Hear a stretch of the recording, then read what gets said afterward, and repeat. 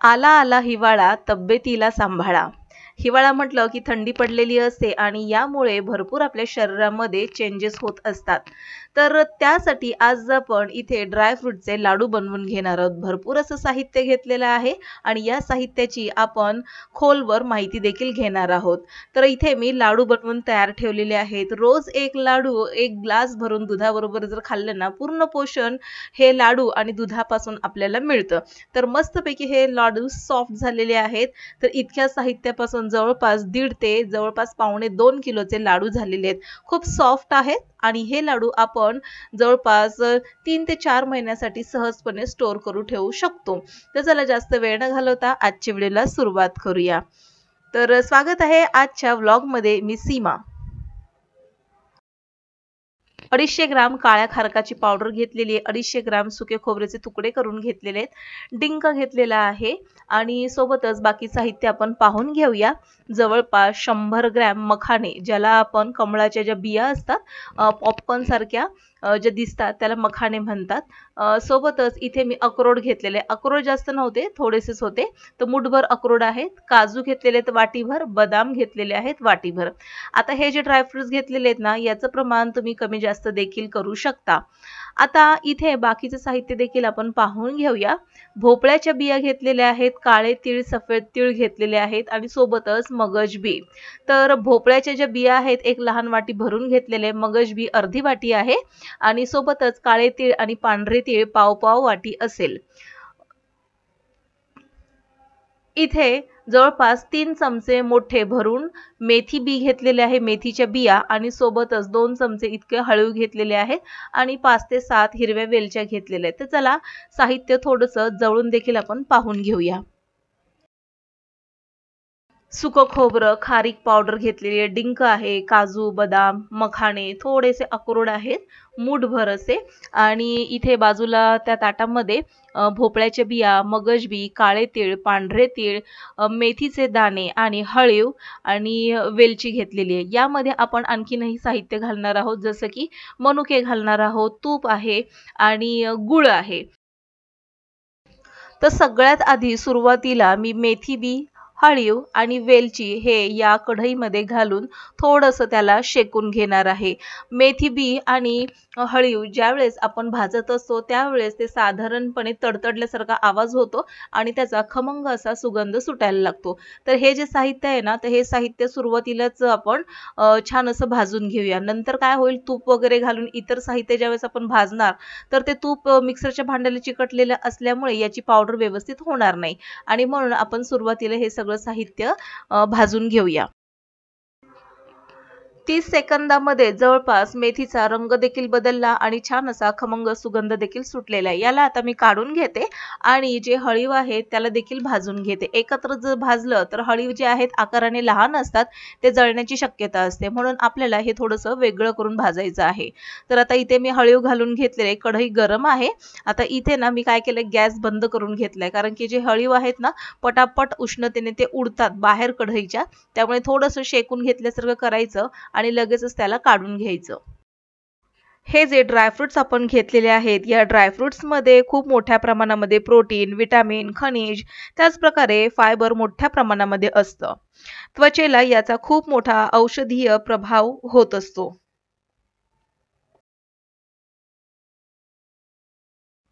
आता कढईमध्ये मी भोपळ्याच्या बिया म्हणजे ज्याला पंपकिन सीड म्हणतो आणि मगज बी जे आहे, दोनही एकत्र घालून त्याला व्यवस्थित भाजून घेणार आहे.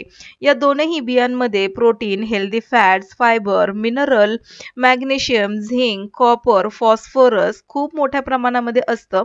अँटीऑक्सिडंट आहे, विटामिन ई आहे आणि बीटा कॅरोटीन देखील आहे.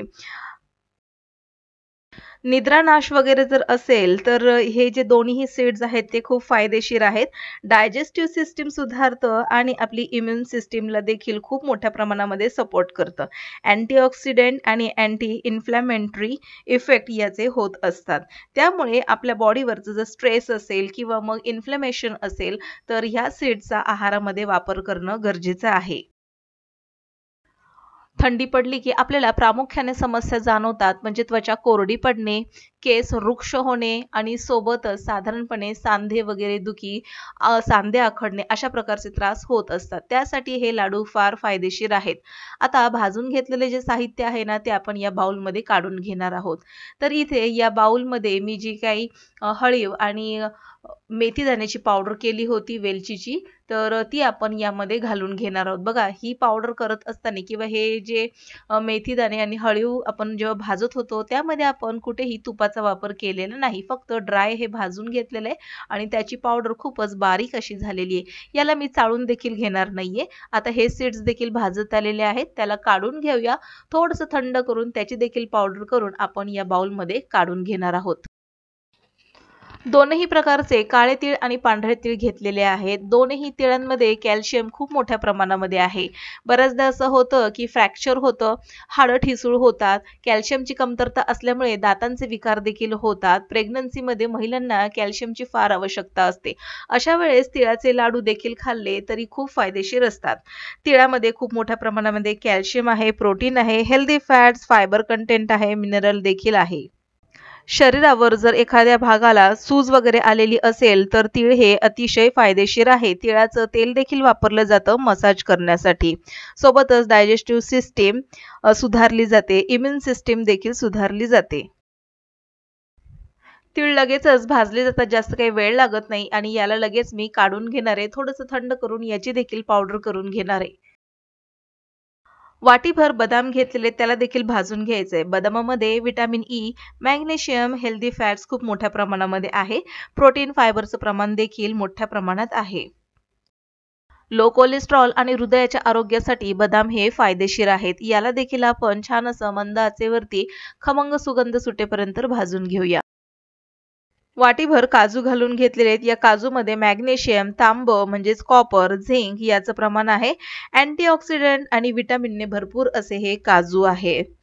लो कोलेस्ट्रॉल आणि ब्लड प्रेशरला कंट्रोलमध्ये ठेवण्यासाठी काजूचा उपयोग केला जातो.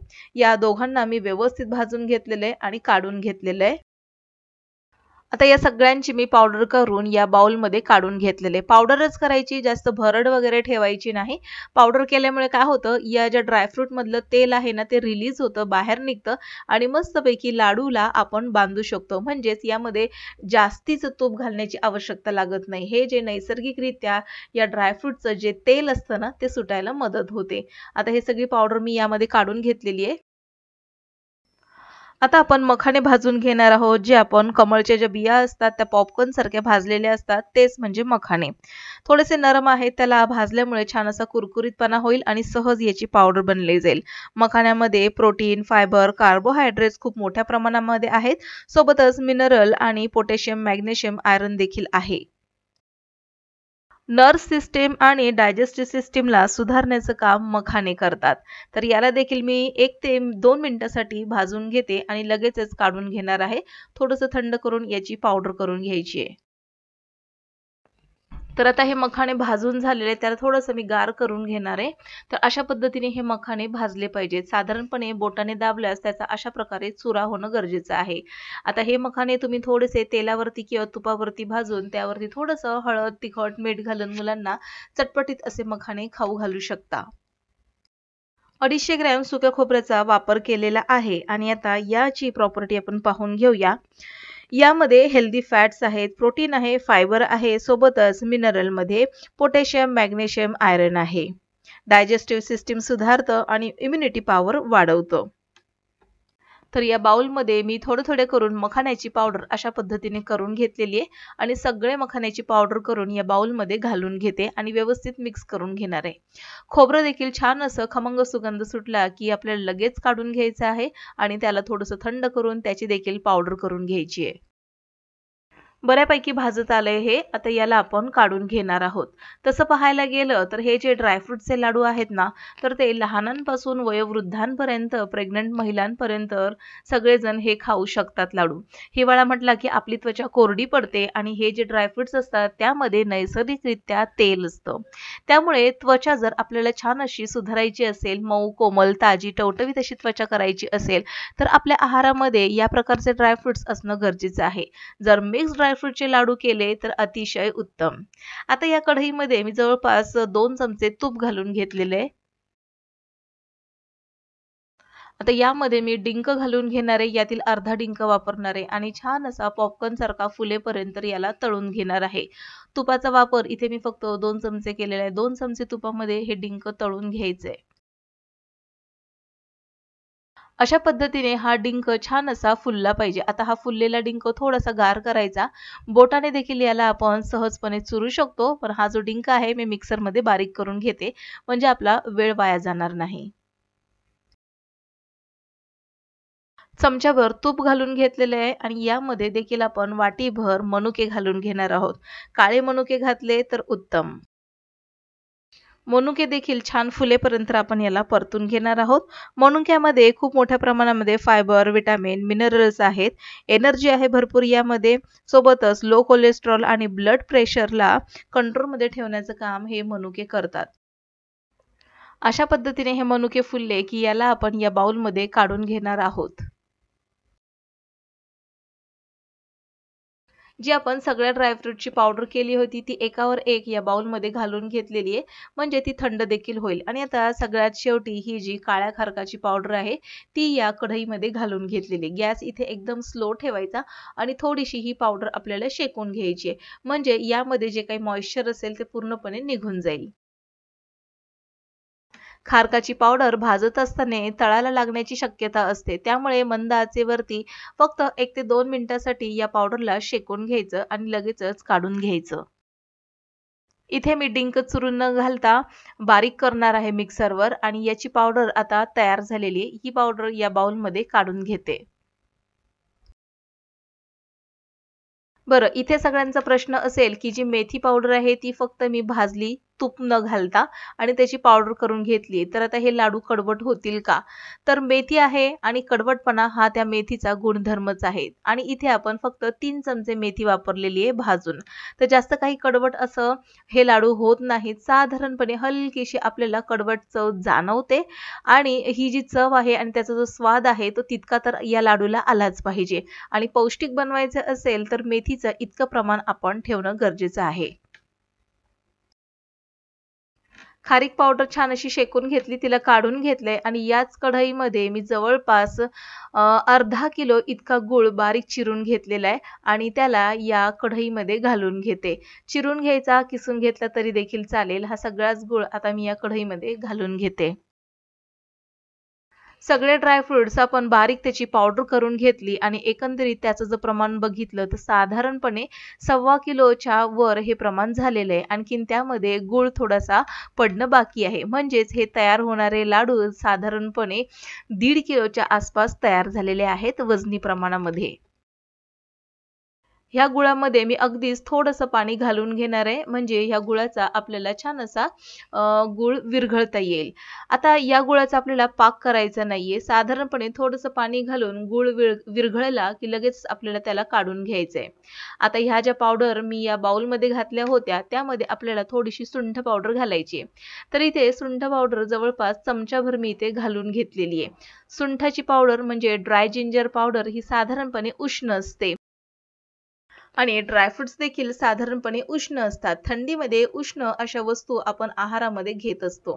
आता हे जे सगळं जिन्नस आहे पावडर केलेलं ते व्यवस्थित मी मिक्स करून घेते आणि मिक्स करत असताना थोडंफार काही ते गरम असेल हे साहित्य तर साधारणपणे थंड होण्यास मदत होईल. व्यवस्थित मिक्स करून घेते आणि हा जो गूळ विरघळला की लगेच आपण हा गूळ या पावडरमध्ये घालून घेणार आहोत.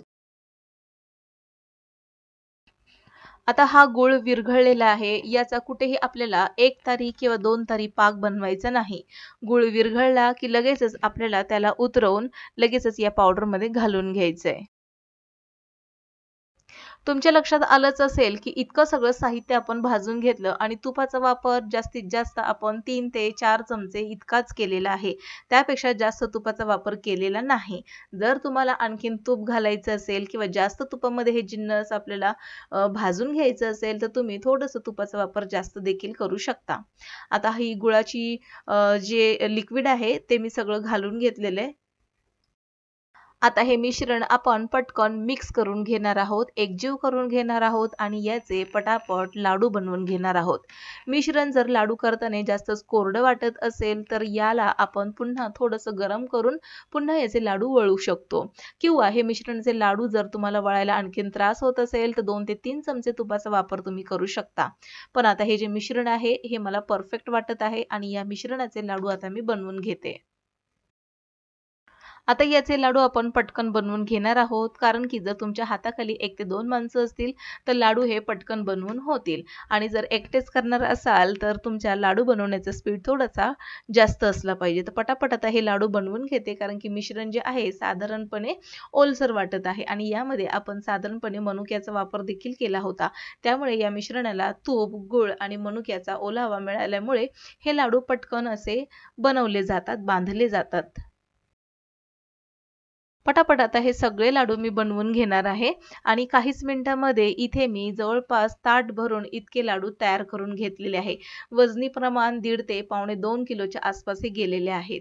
तर हे लाडू ना रोज सकाळी तुम्ही 1 लाडू आणि 1 ग्लास भर कोमट दूध यासोबत जर हे लाडू तुम्ही खाल्ले तर अतिशय पौष्टिक असे हे लाडू आहेत। तुमची कोरडी त्वचा, तुमचे कोरडे केस झाले, सांधेदुखी झाली किंवा मग पाठीचा मणका, झोप येत नसेल, इम्युनिटी पॉवर किंवा मग डायजेस्टिव्ह सिस्टीम तुमची जर बिघडलेली असेल तर हे लाडू खूपच फायदेशीर आहेत, सगळेच खाऊ शकतात। तर आता हे लाडू आपण पाहून घेऊया। अतिशय मऊसर असे हे लाडू बनून तयार झालेले आहेत। तर आजचा ब्लॉग तुम्हाला कसा वाटला हे मला कमेंटमध्ये नक्की लिहून कळवा। व्हिडिओ आवडल्यास लाईक, शेअर आणि सबस्क्राईब करा। भेटू पुन्हा इंटरेस्टिंग ब्लॉग सहित, तोपर्यंत बाय बाय।